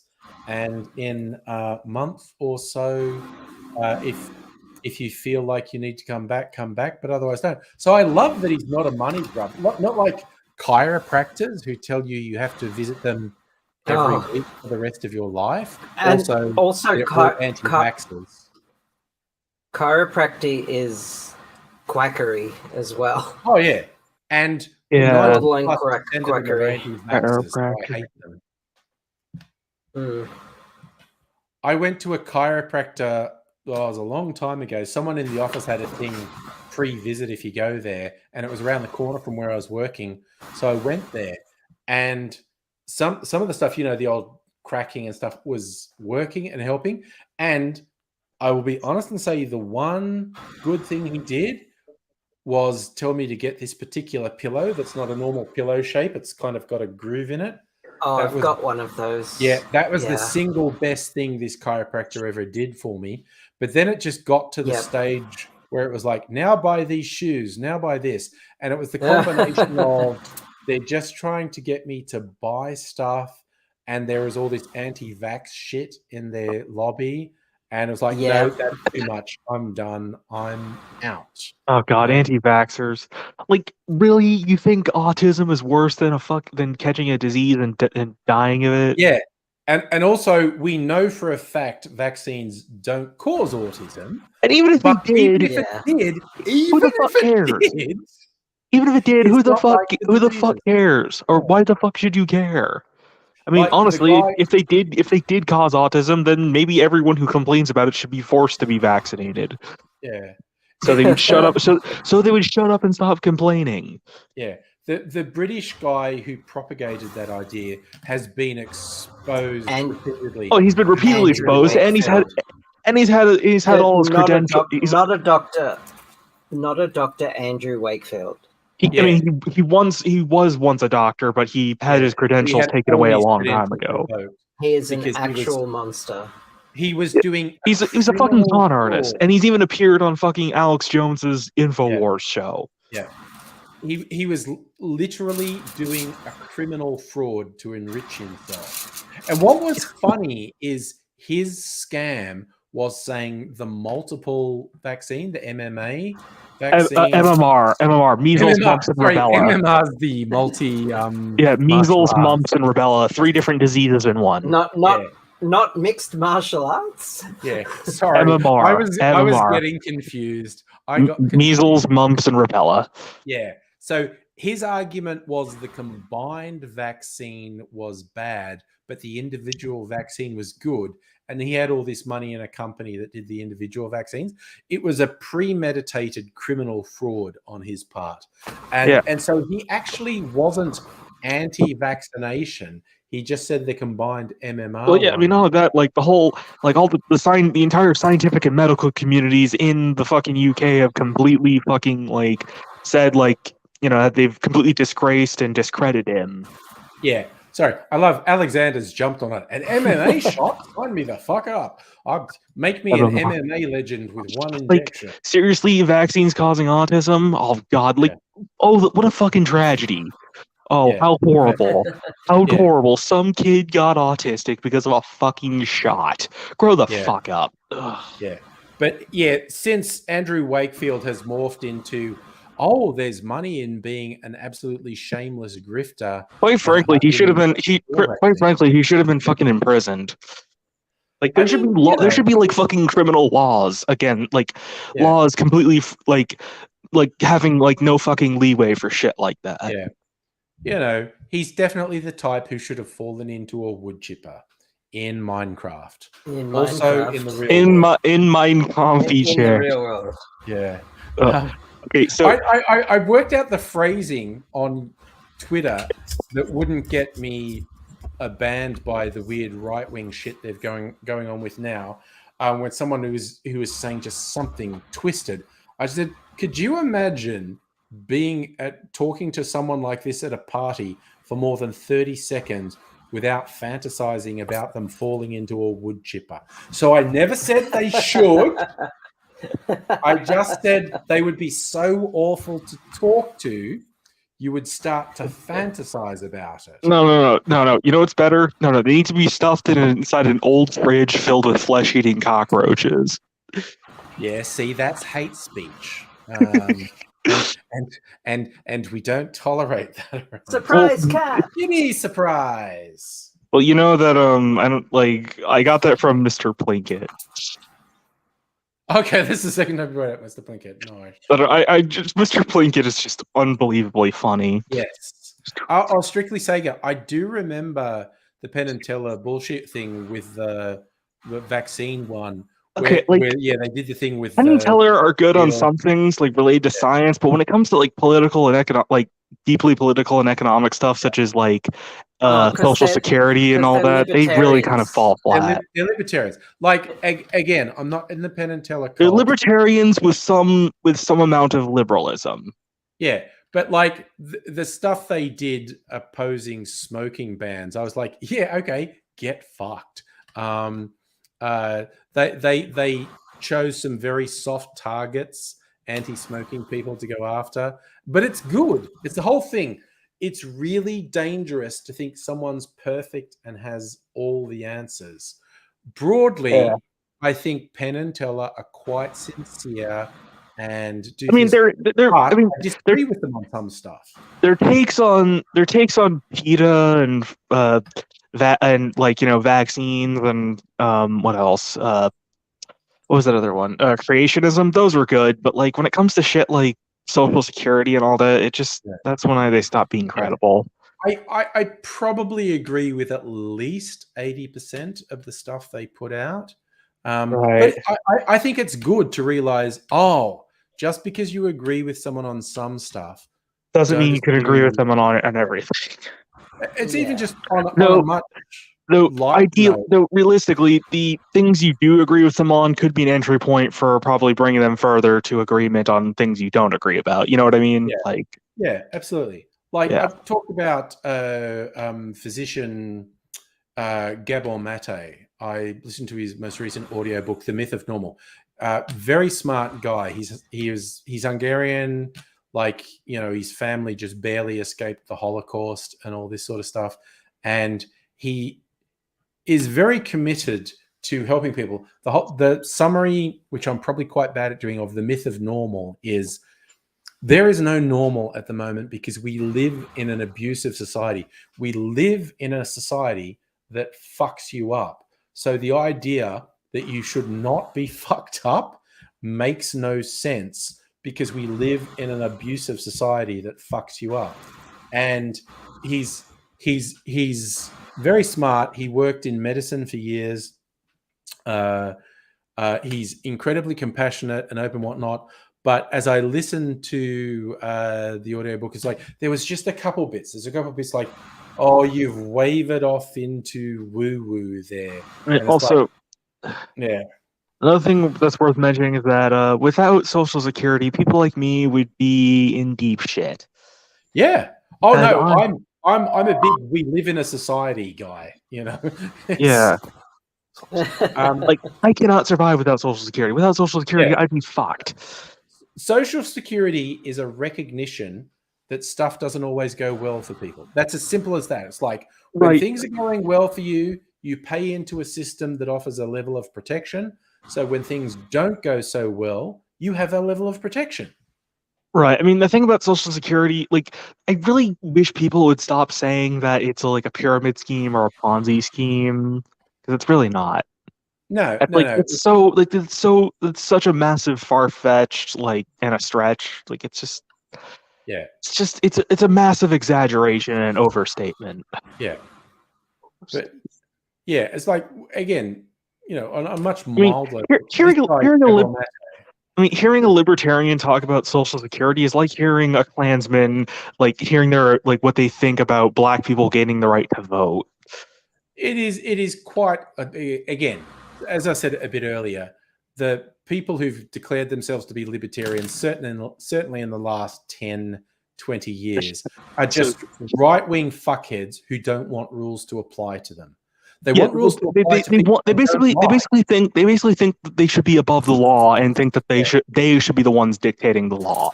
Yeah, I didn't quite commit this to memory, but someone phrased it really well.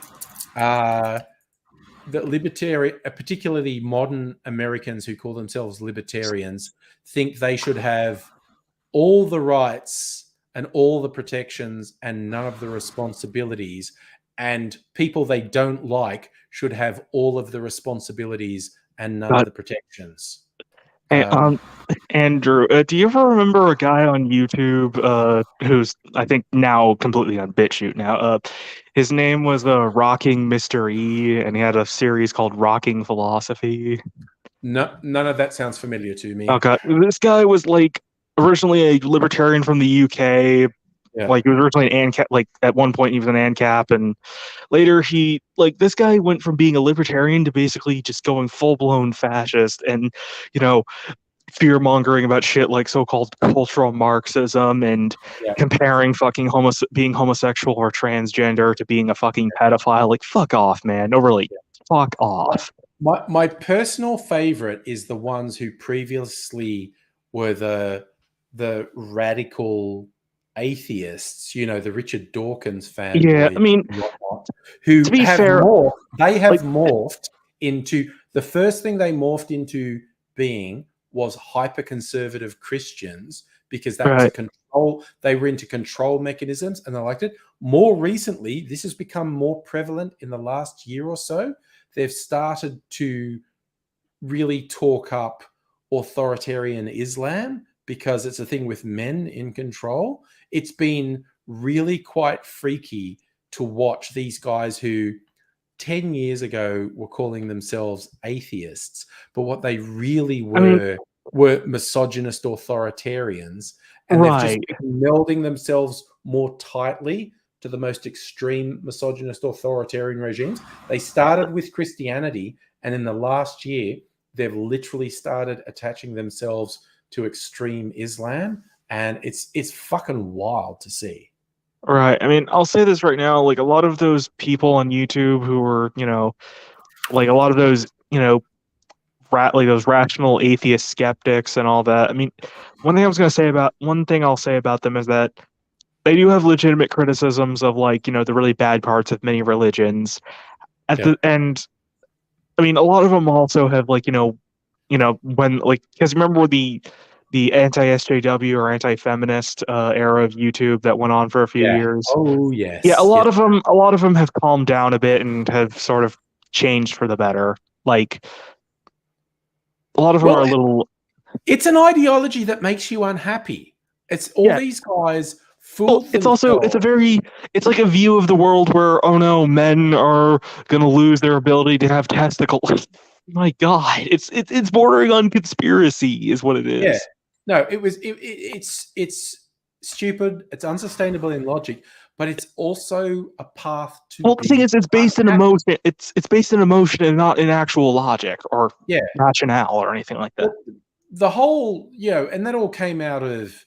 That was really heavily influenced by the pickup artist stuff that started coming out. Like men's rights activists, pickup artists, MGTOW, nice guys, neckbeards, incels, you name it. The guy who wrote the most influential pickup artist book, it's called The Game. He actually came to the realization, living your life regarding interpersonal relationships as a succession of sexual conquests is really unfulfilling and empty. It's unsustainable. It makes you unhappy. And the guy who inspired all those guys has kind of gone, oh, this whole ideology is bad. You are just going to I'm sorry, I did publish a book that made me a lot of money, but if I regret it, you are just going to be unhappy. Yeah, he probably regrets it now. Yeah. But it's a simple thing of when you regard interpersonal relationships as anything apart from I want to be involved with another human being who is an individual and has their own wants, needs, views, and whatnot. if you don't regard the other person as a human individual, it's a recipe for unhappiness. It's ridiculous. It's just like emptiness. Well, no, it's solely- it's also a pipeline into, you know, resenting other people and things like Yeah. it leaves you, you know, having less things to appreciate. Yeah. But it's also, I know, it's also why fascism rises repeatedly. Yeah. And throughout history, where authoritarian systems rose repeatedly, and it's also why they collapse. Authoritarian systems have an appeal to a certain group of people, and people help that authoritarian thing rise to power, but they ultimately don't get what they actually want out of it. So the system ultimately collapses. So technically, what the ideologies they buy into are basically, in a way, a pyramid scheme or Ponzi scheme. There is very little difference between these political systems and economic Ponzi schemes. Actually, that's a really good analogy. Yeah. Or get rich quick schemes, or Yeah. other forms of illegitimate, unsustainable, Yeah. multi-level marketing business models. You get initial payoff, and it seems like a good idea. I mean, but capitalism long-term, it's itself is literally unsustainable. built on these ideas. Like, Yeah. workers basically get a lot less than what they put in, whereas capitalists get way more than they put in. Yeah. Yeah. No, that authoritarian politics is the Ponzi scheme of politics. It's like you get the initial payoff and you think, yeah, this is great. And it's just unsustainable. Yeah, it feels good in the moment, but in actual fact, you're just really getting screwed over and ripped off in the long run. Yeah. So, yeah, but unfortunately, it's like an endless cycle. Someone promotes the Ponzi scheme again, and you go, yeah, I could get rich quick. And it works for a while, and then it fucking collapses. Yeah, and it also leaves you, you know, ripped off. Yeah, yeah. Leaves you bitter and angry because there Yeah, was well, never the payoff you were looking because for. it's just a cycle of scams, is what it is. Yeah. It's a cycle of confidence trickery and Yeah. all that. It's fundamentally dishonest. It's fundamentally dishonest. Yeah. See, the thing is, Safa, capitalism, as it's been propagated, is ultimately bad for 80+% of people. And maybe it's just people are bad. Maybe any system people put together ends up being subverted by a minority who want power. It's basically power structure. My personal opinion, power structures are bad. You look at the Soviet system, the Chinese communist system. It's like, yeah, let's get rid of those nasty people who are doing all the shit for, and you just replace it with a different power structure. And it's like, I don't know, once you've got a power structure in place, the abuse of power is pretty much an inevitability. I love that in Monty Python's Holy Grail, the anarcho-syndicalist peasants, anarchists actually love that bit because they describe anarcho-syndicalism really well. But it's funny. They're just going, we're taking this time to act as a sort of executive leader, but any decision by that leader must be ratified by a simple majority in cases of procedural issues or two. And it's just like Arthur's just losing his shit because what the fuck are you talking about people having control over their own lives? Shut up, you bloody peasant. You go, oh, what a giveaway. What a giveaway. Now we see the violence inherent in the system. Help, I'm being repressed. I say that way too often to people. Yeah, it's very relatable. Yeah. If someone hassles me, I always do that. Oh, now we see the violence in Wait, inherent. You're my king? I didn't vote for you. Which is hilarious because they were a bunch of establishment dudes, but they just did this whole thing that is actually a really good description of anarcho-syndicalism. Oh, and just for anyone who's not into the theory, anarcho-syndicalism is a subset of anarchism which actually advocates Well, it's based around association in groups known as syndicates. Originally the word syndicate means trade union in French. Yeah, well, in the anarchist sense, the syndicate is a group of people. It's the peasants in Monty Python describe it perfectly. Everyone gets together. They make collective decisions for ease of function. You can rotate a leadership role, but there are constraints on the leadership, and not least is a time constraint on the leadership. But yes. And yes, Safa, the fun. There's only the only election that counts for ages is the New South Wales election this year. So yeah, hopefully Parrot Head loses. But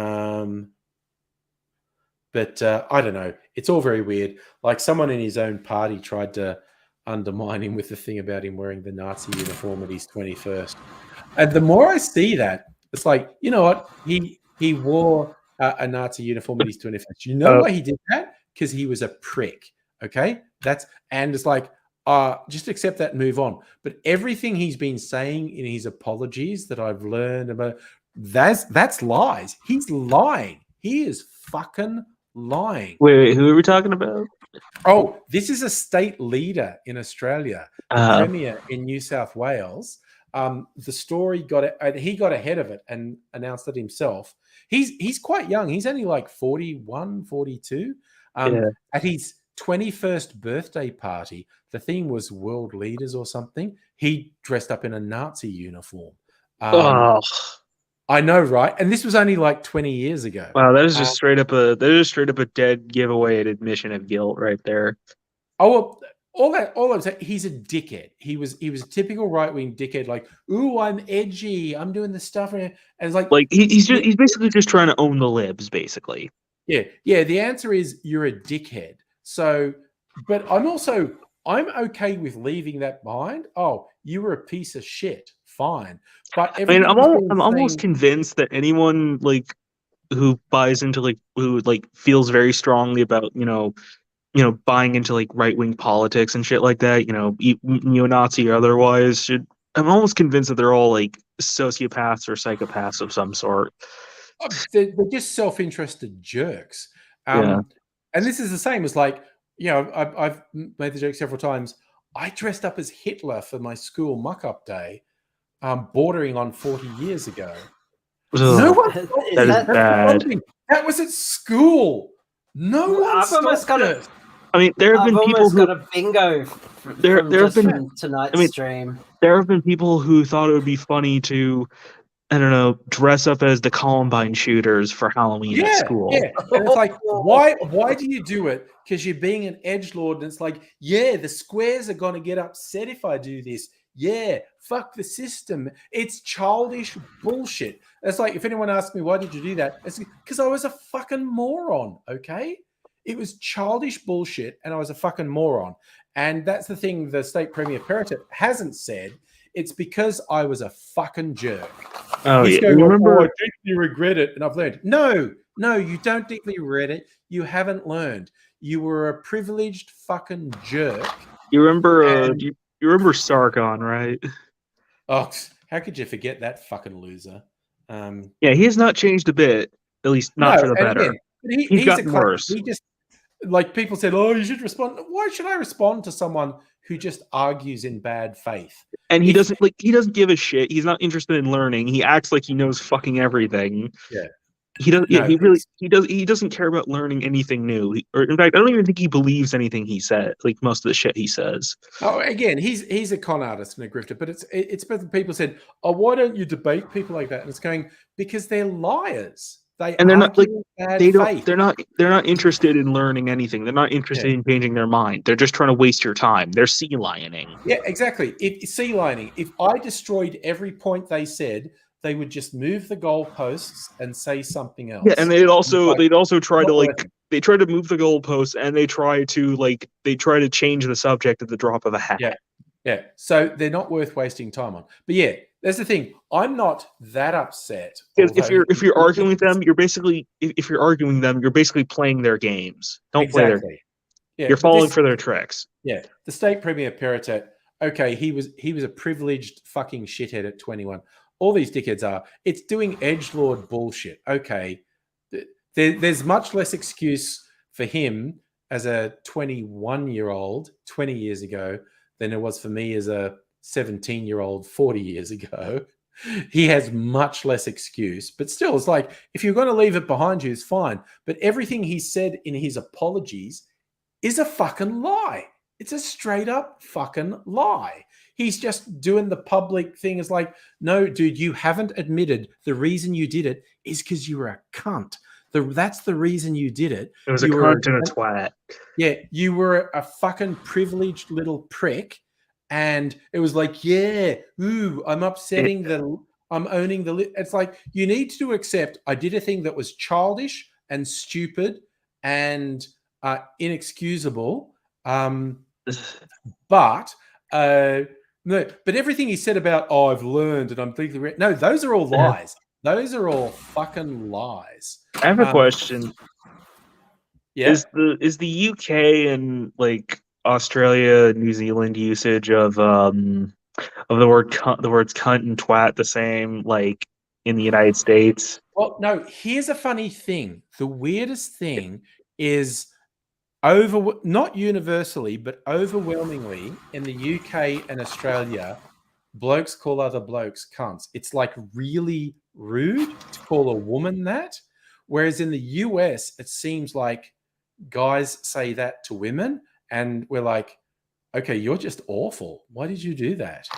And it's like the joke I've tried to explain to Americans a couple of times is, if you're with some guys you're with a couple of blokes in the pub, and someone sort of comes up to your table who you don't like, you will say to the guy opposite, here comes your mate. Here comes your best friend. It's someone who none of you like. Okay. But if someone shows up who you all like, someone will just shout, oh God, this cunt showed up. Yeah. That's a weird Australianism. But also, yeah, cunt's a pretty aggressive insult. But we only say it. Well, another word, another 4-letter word that essentially means the same thing is twat. Yeah, that's more a UK thing. That's okay. Well, I mean, it's a lot softer. The Australia, New Zealand, like the people of Australia, New Zealand did descend directly from the people of the UK. It's why, like, their accents and their slang, their slang is so similar. Yeah, it's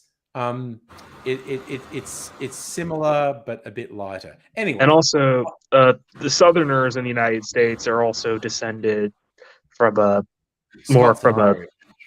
well, no, I mean, like, Southerners who have that like sort of British sounding voice tend to come from are the ones who came from the English. And the accent I have, like, I mean, most people won't even say it's an accent, or they'll call it a California accent.